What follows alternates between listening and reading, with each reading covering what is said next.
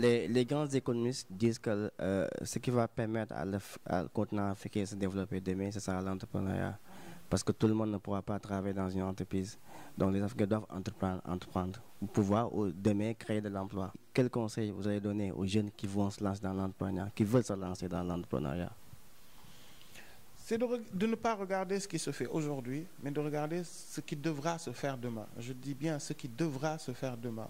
C'est comme ça qu'on arrive à innover, qu'on arrive à entreprendre et à faire quelque chose d'utile. L'entrepreneuriat doit avoir quand même cette fibre. Qu'est-ce que j'apporte à la société? Qu'est-ce que j'apporte au lendemain des Sénégalais? Et ce qui doit être le cœur de l'entrepreneuriat, c'est ça. Qu'est-ce que j'apporte et comment, à travers cette solution, je pourrais me faire de l'argent. Donc, c'est de ne pas regarder ce qui est en train de se faire, parce que ça ne sert à rien. Le temps que tu puisses mettre en place, trouver les financements, les gens ils seront sur autre chose. Donc, essayer de regarder sur qu'est-ce qui pourrait marcher demain et de commencer aujourd'hui.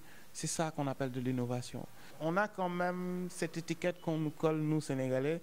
C'est, tu vois, un vendeur de beignets dans le coin, il commence à marcher. Après, tu vois 100 000 vendeurs de beignets. Essayons quand même de challenger notre avenir. Voilà, non, de challenger notre avenir, de faire des choses pour les générations futures. Et les grands entrepreneurs du monde, des gens comme Mark Zuckerberg, des gens comme Bill Gates, tout le temps, quand ils viennent en Afrique, ils viennent dans les pays anglophones.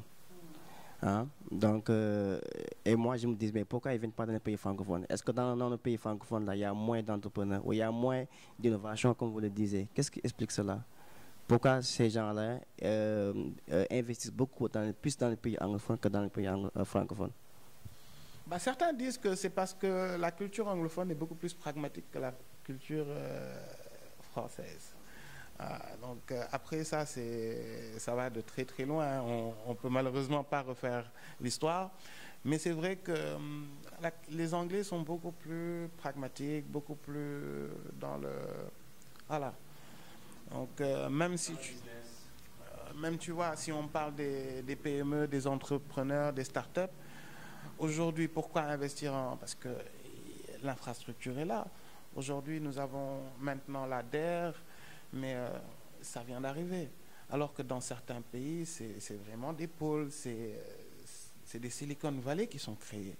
Et ça développe l'entrepreneuriat et ça pousse des gens parce qu'ils se disent, écoute, l'environnement est déjà là. Ces jeunes sont préparés à ça.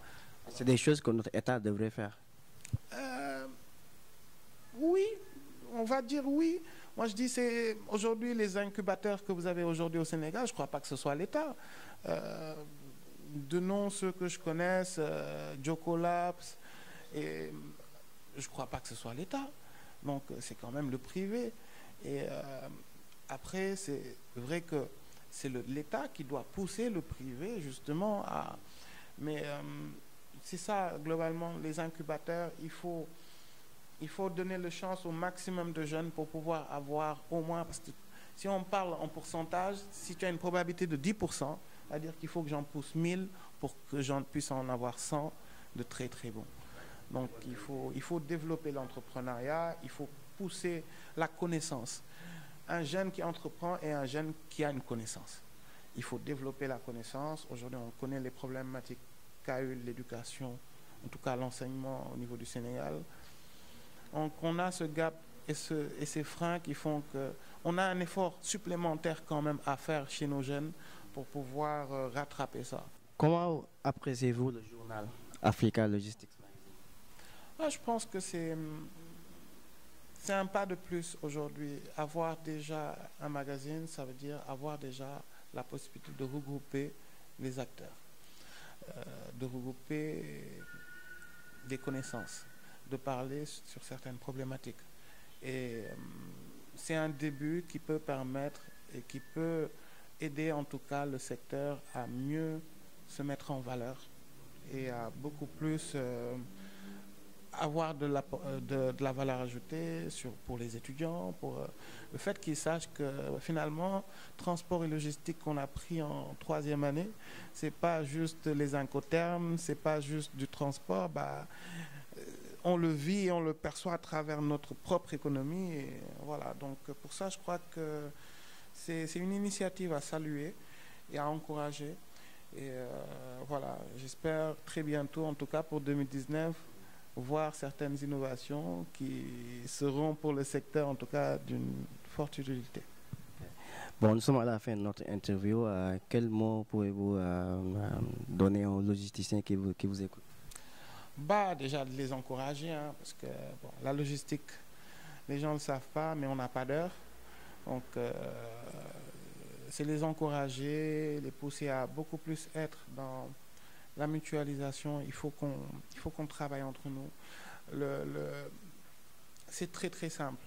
Si nous ne le faisons pas, d'autres le feront à notre place. Donc, je crois que c'est quelque chose d'important. J'ai un ami qui me dit, qui aime bien, il me dit il y a à boire et à manger. Ce qui veut dire que le secteur est assez grand, les perspectives sont assez grandes pour tout un chacun. Donc c'est à nous de nous fédérer, de nous regrouper, parce qu'une voix personnelle ne peut pas être entendue. Par contre, quand c'est un regroupement, c'est réellement l'ensemble qui parle. Ça a une portée beaucoup plus grande. Et pour ça, je salue déjà l'initiative de l'Union des acteurs du fret, qui a quand même commencé à fédérer, à unir des acteurs relatifs à la logistique. Et c'est des choses comme ça qui doivent se développer et pour demain créer en tout cas le secteur logistique, le vrai secteur logistique. Donc, voilà. Merci beaucoup. Nous remercions M. Traoré de nous avoir accueillis dans son bureau pour cette interview spéciale pour le journal Africa Logistics Magazine. Nous le remercions et nous disons au lecteur à une prochaine édition pour une nouvelle interview.